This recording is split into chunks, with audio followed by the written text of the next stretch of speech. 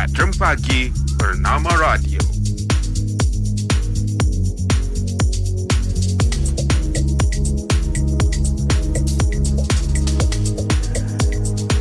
Okey, baik. Assalamualaikum, selamat pagi. Selamat pagi, guys. Ya, baik. Kembali waktu ini bersama-sama dengan Tasha dan juga Amar di sini. Kita dalam program Jendela Fikir, Amar, ya. Kalau Tasha dengan Arif jadi Syarif. Kalau Tasha dengan Amar jadi apa? Syamar. Syamar dia hilang. Tamar. Oh, nak ambil yang ta lah. Tasha ambil ta. Kita kena tawaduk. Oh. Nampak tak? Macam tu. Cantik. Tapi ada kawan-kawan yang macam ni di tempat kerja. Ini yang kita mahukan. Sentiasa membawa kepada kebaikan. Positif. Kita bagi orang ceria, tak berdosa. Ya. Daripada kita buat orang sakit kepala apa semua itu ni. Jangan sesekali. Sebab apa tahu, kalau kita lihat dia tentang kesihatan mental di tempat kerja lah terutamanya, dia merangkumi macam-macam tau, Amar. Kesejahteraan emosi, psikologi, kan, sosial dan macam-macam lagi. Dan ini juga dipengaruhi dengan cara kita berfikir, macam mana kita merasa dan macam mana kita bertindak. Jadi ini yang kita nak bawakan dalam program Jendela Fikir pada waktu ini, tentang kesihatan mental di tempat kerja. Baik, kita bawakan tetamu kita Dr. Safia Omar, pensyarah kanan Jabatan Pengurusan dan Pemasaran Fakulti Perniagaan dan Ekonomi Universiti Malaya, kesihatan mental di tempat kerja. Assalamualaikum, Doktor. Waalaikumsalam. Tasha dan juga Amar, Ya, tepat sekali. Nak panggil Brad Pitt pun boleh. Brad Pitt. Ada ciri-ciri tu. Nampak. Terima kasih, gembira. Kenapa Brad Pitt, Ma? Kalau saya letak Will Smith, tak ada cari makan dia. Tapi tak apa, tak salah bercita-cita. Okey. Baik. Jadi kita live juga di TikTok Bernama Radio ya pada waktu ini. Untuk anda semua yang ketika ini tengah melayari TikTok, singgah kejap ke Bernama Radio Official. Okey, kita live, boleh tinggalkan soalan-soalan anda, komen anda. Doktor akan terus jawab now. Baik. Okey, untuk anda. Baik. Doktor, persekitaran di tempat kerja boleh menyumbang kepada tekanan emosi, tekanan mental dan tak seharusnya dipandang ringan oleh siapa-siapa sekalipun. Betul. Kan? Tapi sebenarnya ramai mungkin tak jelas dengan apa itu kesihatan mental, Doktor. Okey, kesihatan mental seperti yang Tasha cakap tadi, sebenarnya dia merangkumi keadaan di mana emosi kita, psikologi kita dan kita punya feeling ataupun kita punya tingkah laku yang berada di tahap yang sejahtera ataupun kita panggil tahap yang baik. Okey. Dan keadaan ini akan menyumbang kepada seseorang manusia itu ataupun individu boleh berfungsi dengan baik di dalam kehidupan seharian dia, termasuk sama ada di tempat kerja, di dalam keluarga, di rumah dan sebagainya. Jadi kesihatan tu setiap manusia dia ada level yang berbeza. Jadi ada orang tahap dia untuk mendapat kesihatan tu ataupun menahan lebih daripada cabaran tu lebih tinggi. Tapi ada juga yang threshold dia ataupun level dia tu tahap dia lebih rendah. Itu yang setiap manusia ni dia tak sama. Jadi kesihatan mental tu lebih subjektif, tapi dia merangkumi keadaan something yang kita panggil tu di dalam diri kita lah, dari segi minda, dari segi kognitif ataupun pemikiran, dari segi emosi dan juga psikologi. Baik, itu dia. Apa jenis-jenis kesihatan mental yang sering melanda pekerja, Doktor? Kena marah tu kalau kita buat salah, kita rasa macam berbaloi-baloi lah, kan? Tapi tiba-tiba kita duduk diam cakap, kau ni kena marah juga. Sentap kita.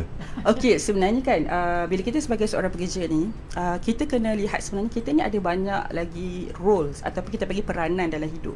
Setiap individu ni, kita punya peranan bukannya hanya sebagai seorang pekerja. Okey. Tapi kita juga adalah seorang anak, seorang ibu, seorang ayah, ya, seorang adik-beradik, kawan, seorang ahli komuniti dan sebagainya. Jadi setiap lapisan peranan hidup kita ini ada cabaran yang tersendiri dan kehendak mereka sendiri.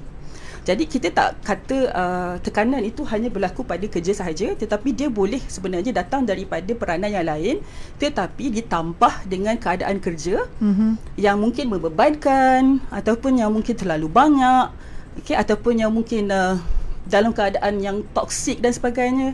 Dia akan menambah lagi kepada perasaan dia ataupun mengganggu emosi dia lagi, menyumbang lagi kepada masalah tersebut. Sebagai contoh lah, kalau ada orang yang di rumah dia lah anak dia sakit sebagainya, mempunyai memerlukan perhatian yang lebih banyak, kan, mungkin perlu hantar ke hospital ulang-alik dan sebagainya. Itulah merupakan satu cabaran dalam satu peranan hidup dia. Tetapi pada waktu yang sama, dia juga seorang pekerja. Jadi dengan keadaan tu dan dia kena pergi kepada kerja je, mungkin dia dah rasa penat dan sebagainya, dan walaupun tekanan kerja tu hanyalah sedikit berbanding dengan orang lain ataupun sama level dia ya, tapi dia tak boleh menampung tahap tu. Jadi baru je level tu sikit saja dia dah trigger ataupun dia dah mencapai tahap yang tak selesa. Yang dah mengganggu emosi dia, dah mengganggu pemikiran dia.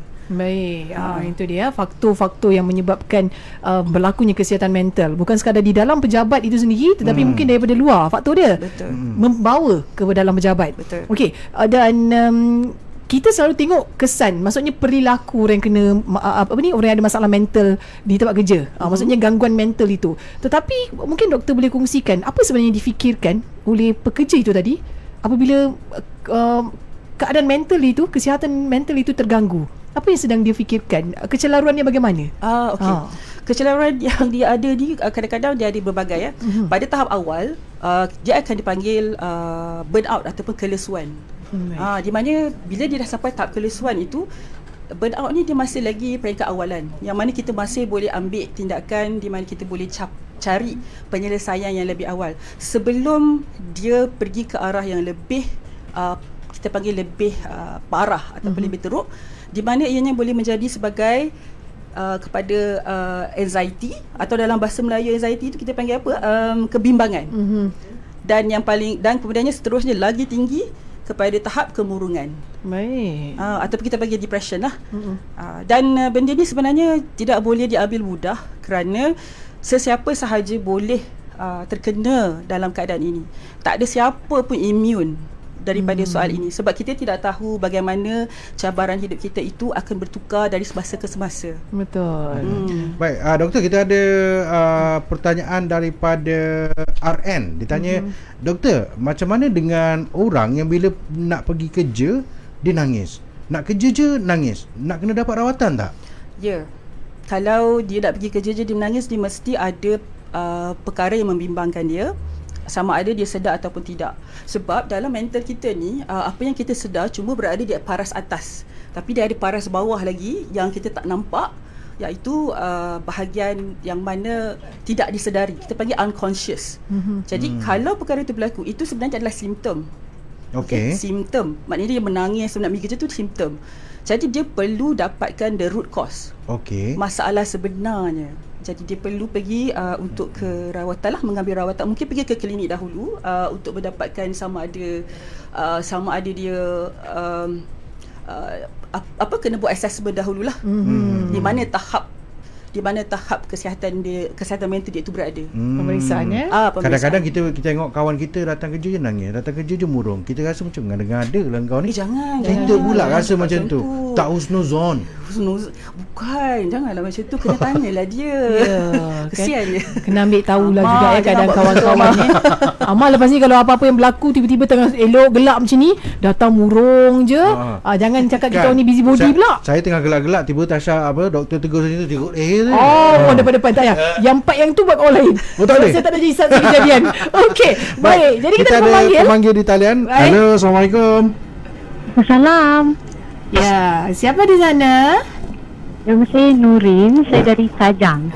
Puan Nurin dari Kajang. Apa soalan Puan Nurin? Okey, saya nak tanyalah kan, kalau kita berada dalam tempat kerja yang environmentnya toxic kan, apa je lah yang boleh saya buat? Sebab saya dah search, diorang cakap macam antara langkah-langkahnya resign dan pulihkan mental health saya. Dia suruh resign? Okey, baik, kita tanya doktor boleh Puan Nurin? Okey, baik.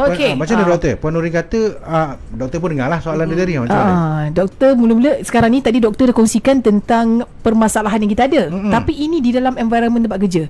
Dikelilingi dengan kawan-kawan sekerja yang toksik. Macam mana nak hadapi ni? Okey, sebab saya pun tak dapat keterangan yang lebih lanjut, iaitu setakat mana toksik dia tu ya. Tapi persekitaran toksik ni sebenarnya sangat tak menyihatkan lah. Dan jikalau puan sudah pun mengalami satu perasaan yang tidak selesa, saya rasa pertama sekali adalah untuk merujuk kepada pakar kesihatan dahulu, dan kita lihat apakah sebenarnya masalah yang sedang puan alami. Pertama sekali kita nak tahu adakah ianya pun telah menjejaskan kesihatan mental puan. Itu pertama sekali yang kita kena pergilah, yang kita kena dapatkan. Dan jika terdapat betul ada masalah kesihatan tu dah terjejas, dan kemudian dapatkan terapi, di mana terapi ni selalunya daripada psikologis ataupun psikiatris yang akan pergi ke soalan yang lebih lanjut, sama ada keadaan tu disebabkan oleh toxic positivity ni tadilah di dalam pejabat itu. Dan jika betul mungkin banyaklah perkara yang boleh dibuat. Kita selalunya bila kita dapatkan terapi, mereka akan dapatkan kita nama tu nasihat-nasihat ataupun next step yang perlu diambil. Dan jika betul tak dapat dielakkan, mungkin tak dapat bertukar ke jabatan yang lain, atau tak dapat nak bertukar ke tempat yang lain dan sebagainya dalam organisasi yang sama. Jadi kalau ada peluang untuk pergi ke syarikat yang lain, mungkin boleh menjadi sebagai satu pilihan. Tapi nasihat saya ialah pastikan dahulu apa keadaan semasa puan sekarang dahulu. Lihat sama ada kesihatan puan tu datang daripada mana. Sebab kadang-kadang kita rasa kita stres disebabkan oleh tekanan di environment kerja tu. Tapi kita takut mungkin ada lagi faktor lain yang menyumbang kepada keadaan itu. Okey. Jadi memandangkan doktor adalah seorang pensyarah di Fakulti Perniagaan dan Ekonomi. Kadang-kadang kalau kita nak tukar kerja takut terjejas pula ekonomi pendapatan kita sekeluarga. Kan? Okey. Tapi adakah kesihatan mental seseorang pekerja tu tanggungjawab majikan? Kalau kita ikutkan sebenarnya, bagi saya dia ada tanggungjawab majikan dari segi memberikan persekitaran pekerjaan yang selamat, yang memberikan maksudnya menggalakkan kehidupan ataupun pekerjaan yang boleh balance di antara pekerjaan dan kehidupan yang seimbang, kita panggil work life balance. Dan perlu menyediakan latihan ataupun kita panggil seminar ataupun forum yang bercakap tentang kesihatan mental, bagaimana nak menjaga kesihatan mental. Itu kita panggil preemptive, apa nama tu, kita panggil perancangan awal. Pencegahan. Maksudnya untuk pencegahan. Ya, betul. Sorry minta maaf ya, Mak. Kadang-kadang saya lupa bahasa tu. Same like me. Same like you. Sebab pagi-pagi kan. Okay, jadi kena buat pencegahan awal lah. Pencegahan awal. Dan syarikat juga, majikan ni perlu ada memberikan akses kepada pekerja untuk mendapatkan rawatan ataupun mendapatkan kaunseling dan sebagainya, dan kena terbuka. Dan pada masa yang sama juga kita perlu adakan di mana kita perlu hapuskan stigma tentang kesihatan mental ni, stigma tentang sakit depresi itu adalah gila dan sebagainya. Kita kena pastikan persekitaran syarikat kita ni tidak ada perkara sebegitu. Kita kena ada equality, kesamaan dan keadilan kepada semua. Sebab penyakit mental ni sebenarnya kalau ikutkan dia sama je dengan penyakit fizikal, Natasha, kan, dengan Amir. Sebab cumanya kita tak nampak. Dia macam bahagian dalam lah kita kata. Cuma dia bahagian dalam lah. Fizikal kita nampak dengan mata kasar. Baik. Dan doktor, ada sahabat kita Adisa di TikTok juga bertanya, macam mana nak bezakan orang yang anxiety ni dengan orang yang nakkan perhatian? Dia punya tingkah laku tu sama. Tapi rupanya salah. Ya, ada anxiety. Ngada-ngada lah. Rupanya ngada. Kata Amar kata ngada Tak ada. Selalu je orang yang ada anxiety ni, dia tak boleh nak buat ngada-ngada sebenarnya. Kalau dia sakit, sebenarnya dia memang sakit. Cumanya kadang-kadang kita sendiri sebagai orang luar, kita tak pernah mengalaminya. Kadang-kadang kita ni tersilap faham yang orang itu nakkan perhatian. Tapi sebenarnya mungkin dia sebenarnya memang ada. Jadi untuk kita pastikan sama ada dia betul-betul ada anxiety, jadi kita, kalau let's say lah saya ni seorang pengurus lah, jadi saya nampak pekerja saya ada anxiety. Jadi untuk pastikan yang dia bukan buat-buat ke apa, nak buang lah perkataan-perkataan macam tak nak negatif, saya akan dapatkan kaunselor dan sebagainya kepada dia untuk kita pastikan yang bahawa dia memang ada anxiety itu. Dan mungkin juga kalau dia berada di tahap yang awal, jadi kita boleh bantu dia dengan lebih awal lah. Jadi sebenarnya kan, pertama sekali kita jangan ada negative judgement. Kita jangan berfikir negatif terhadap orang yang mengalami masalah seperti ini, masalah mental dan sebagainya ni. Sebab orang selalu cakap itu perangai saja. Tapi kita tak tahu sebab dia manja dalam lah diri. kau ni contoh kan, contoh dia. Ya, betul. Kita tak tahu betapa susah je dia nak bawa perasaan tu, yang dia pun tak nak doktor kan. Betul. Dia pun tak nak, tapi cumanya orang tak faham.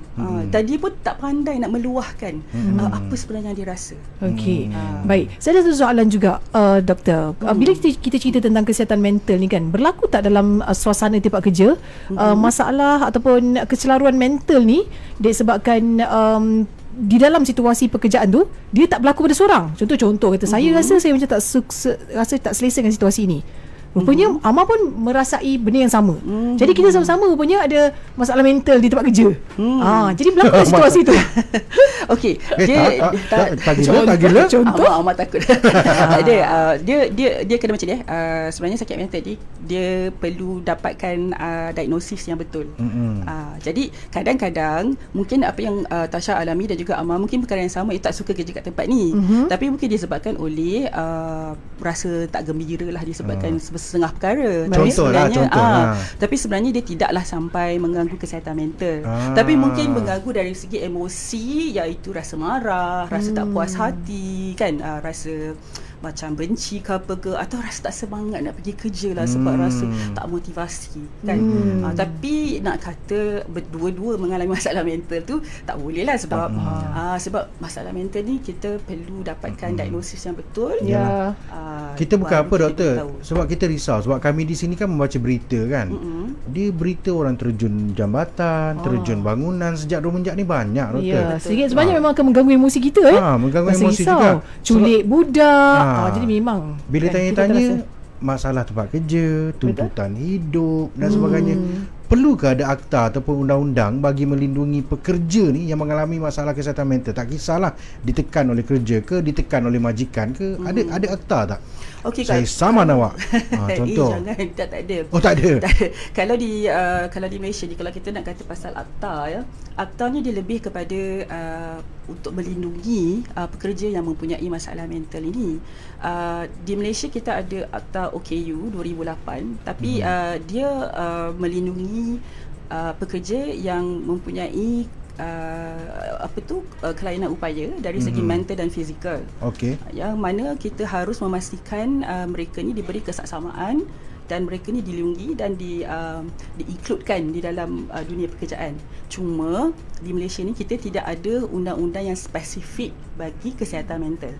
Bagi melindungi mereka yang mempunyai kesihatan mental. Tapi secara am tu dah ada. Jadi saya rasa lebih baik setiap syarikat ni mempunyai dasar ataupun polisi yang tersendiri untuk melindungi di dalam syarikat tersebut. Faham. Baik. Okey, itu dia tentang tindakan lah yang boleh dikenakan ke atas mereka yang ada masalah mental ini. Tapi ini ada sahabat-sahabat kita di TikTok juga ni bertanyakan soalan ni doktor. Apa patut saya buat? Anissa tanya. Kalau orang tu dia tuduh saya ni penyebab dia anxiety, sedangkan saya tak pernah kacau dia. Kan sampai satu masa dia kata dia bagi tu semua orang saya ni yang menjadi penyebab dia anxiety tu. Jadi saya pula yang stres. Oleh macam ni dia punya permainan ni, game dia. Okey. Macam mana tu doktor? Kalau macam tu kita pun tak boleh nak pastikan sama ada macam mana cerita dia yang sebenar lah ya. Tapi secara am je lah saya bagi tahu, kalau kerana itu berlaku mungkin kita boleh pergi balik kepada individu tersebut dan tanya apa masalah dia yang sebenar. Kenapa you kata saya menyebabkan you mendapat masalah anxiety dan sebagainya. Kita kaji balik semula keadaan tu, kita proses balik.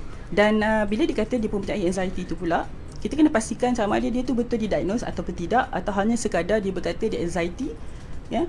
Sebab kadang-kadang dia kata dia anxiety tapi mungkin dia tidak didiagnose lagi. Jadi dan dia pun tak dapatkan terapi yang sebetulnya, rawatan yang sebetulnya. Jadi mungkin itu menyebabkan dia pun mempunyai satu pemikiran yang lain.